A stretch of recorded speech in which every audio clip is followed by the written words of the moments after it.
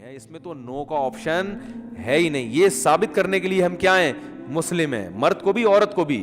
اور یہ صرف بر صغیر میں ہے, اتنی ملیشیا میں ہم نے دیکھا وہاں مسجدیں بھری ہوتی ہیں, سب نماز پڑھتے ہیں, خواتین بھی پڑھتی ہیں ساری, اسکارف لٹکے ہوئے ہوتے ہیں وہاں, بے شک وہ اس کا جاب کر رہی ہے ہوٹل میں, کچھ بھی کر رہی ہے, نماز کے ٹائم پہ عورت بھی آئے گی مسجد میں, اسکارف پہنے گی, پھر وہیں اسکارف نکال کے بھی چلی جاتی ہیں, ٹھیک ہے نا, جیسے ہمارے ٹوپیاں رکھی ہوئی ہوتی ہیں نا ایسے.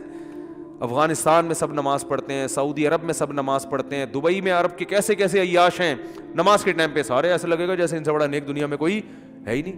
بادشاہ نماز پڑھتے ہیں, وزیر نماز پڑھتے ہیں. ہمارے یہاں ایک بہت بڑی لعنت ہے کہ ہوگا مسلمان اور اپنے آپ کو مسلمان بھی کہتا ہے, نماز کے وقت میں غائب. تو اس لیے امام احمد ابن حنبل جو بہت بڑے مجتہد ہیں, ان کا یہ فتویٰ ہے کہ ایک نماز بھی جو جان بوجھ کر چھوڑ دے گا اسلام سے خارج ہو جائے گا.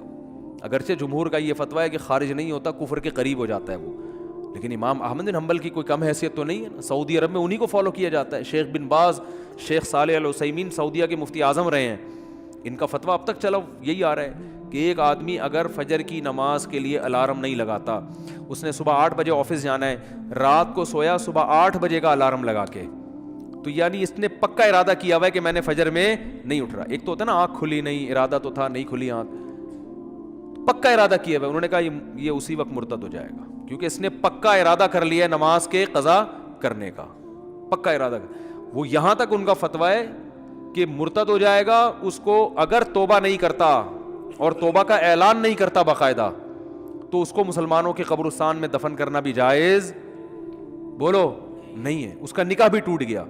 اگرچہ جمہور اس کو نہیں مانتے, لیکن امام احمد بن حنبل کی بھی تو ایک بڑی ویلیو ہے نا, اور عبداللہ بن مسعود کی بھی کم ویلیو نہیں ہے. وہ فرماتے ہیں ہم نبی کے دور میں کسی بھی جرم کو یہ نہیں سمجھتے تھے کہ انسان کافر ہو جاتا ہے, نماز کو ہم یہ سمجھتے تھے کہ کوئی چھوڑ دے تو اسلام سے خارج ہو جاتا. تو اس لیے عرب میں شراب پینے والا بھی نماز پڑھتا ہے, کیونکہ مسلمان میں بہرحال کچھ بھی ہو اسلام کا نام اپنے آپ سے ہٹانا پسند نہیں کرتا. اور آج ہم نے دیکھا ہے مسجدوں کے 7 گھر ہیں, نماز کے لیے نہیں آ رہے, اور سفر میں تو نمازیوں کو دیکھا ہے نمازیں چھوڑتے ہوئے.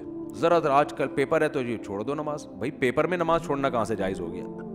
جاب میں باس کی طرف سے اجازت نہیں ہے, اجازت نہیں ہے آپ چھپ کے نماز پڑھیں, آپ کہیں کرسیوں کے پیچھے چھپ جائیں, کہیں بھی کریں. میں تو یہاں تک میں نے لوگوں کو مشورہ دیا, بعض جو غیر مسلم کنٹریز میں لوگ وہ کر رہے ہیں نا, جاب کر رہے ہیں باس کی طرف سے بعض جگہوں میں, ورنہ وہاں پرمیشن ہوتی ہے, اجازت نہیں ہے, تو میں ان سے کہتا ہوں بھائی کہیں بھی چھپ کے چلے جاؤ, کچھ بھی کرو, اگر نہیں پرمیشن ملتی چھپ کے بھی نہیں پڑھ سکتے تو جاب چھوڑ دو. بس جاب کیا کرو, چھوڑ دو. جاب نہیں, پھر جاب جائز نہیں آپ کے لیے. فرض نماز تو پڑھنی پڑے گی, آپ جاب ہی نہیں کر سکتے, آپ کہیں بھی جاؤ. کہتے ہیں کہاں جا کے, میں بھائی واش روم میں پڑھ لو, واش روم میں پڑھ لو. واش روم کا مطلب یہ نہیں کہ وہ فلش کے اوپر, وہ تو جگہ کا پاک ہونا ضروری ہے نا.